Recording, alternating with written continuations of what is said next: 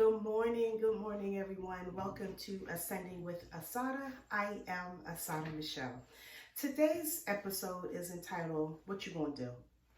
I come today in a different frame of how I usually do Ascending with Assata, and that is based upon the most recent killing, at least since I went to bed and woke up. I don't know what else has happened in the world, or in America more specifically, but that of George Floyd. And it's just with, again, a heavy heart with the continued systematic and systemic, insidious racism that plagues our country. And so that's where I'm coming from today. So rock out with me on today, because I'm going to talk a bit about, I'm not going to be on long at all today. I'm just going to talk a bit about voting and what you're going to do. I had had an opportunity to review some of the works that are just near and dear to my heart, and African American Studies was my major in college, and that has definitely helped to build the narrative of who I am, and just who I am innately, who God made me to be innately. And so I am a strong advocate and proponent for social justice. And so because this is an election year, it makes it even more profound, because this is an election year. And so the first question I want to ask is, are you registered to vote? Are you registered to vote? Because your vote does count and your vote does matter. When are we going to begin to use our political acumen as a people to begin to affect some change here in America? In The Ballot or the Bullet, Malcolm X said, unless we become politically mature, we will always have someone leading our community who doesn't have our well-being at heart. I'm going to read it again because I stuttered a bit about it. In The Ballot or the Bullet, 1964, Malcolm X said, at 1964, we are now in 2020. The relevance is still just as profound. Unless we become politically mature, we will always have someone leading our community who doesn't have our well-being at heart. And when I think about every time an election period comes around, whether it's for the presidential election, whether it's for our local elections, including school board, including mayors, those more local type elections, everybody comes out and says what they're going to do, how they're going to do all these things that are going to be done for us. And they light a candle and we all lit like, hey, this is going to happen, that's going to happen.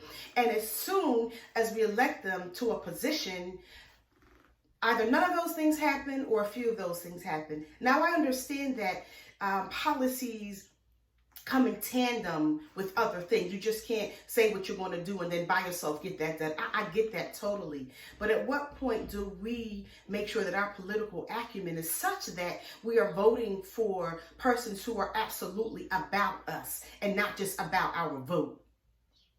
People who really have the proven track record of changing the way things are. When? So unless we get mature politically and begin to exercise our vote and our right to vote, we are back to 1964 and Malcolm's X, The Ballot or the Bullet. And so I implore you, if you are not registered to vote, that is just a beginning step. When I think about Fannie Lou Hamer, if you don't know about her, you need to read up about her. When she went to the Democrat floor and caused havoc, because systems needed to be changing, and systems just don't change by us sitting down and doing things passively. It is about action. Is it about what are you doing? Hence the title of the program today. What are you going to do after you've cried, after you've prayed, after you've sang, after you've called your girlfriend about it, after you've done all of those things, and then what are we going to do? Does it strike you? Does anything strike you that we're in 2020? Like when they were hosing down people in Birmingham, Alabama, like dogs, and people were watching, they didn't care. It is the same thing in 2020, killing Black persons, knee in the neck, and there is no outrage. there is no public revolt, what are you going to do? I'm going to end this because Malcolm X is a bit radical for some of you. So I'm going to end it with a piece from Letters from the Burning, a component of a piece that Reverend Dr. Martin Luther King wrote from Letters from a Birmingham Jail.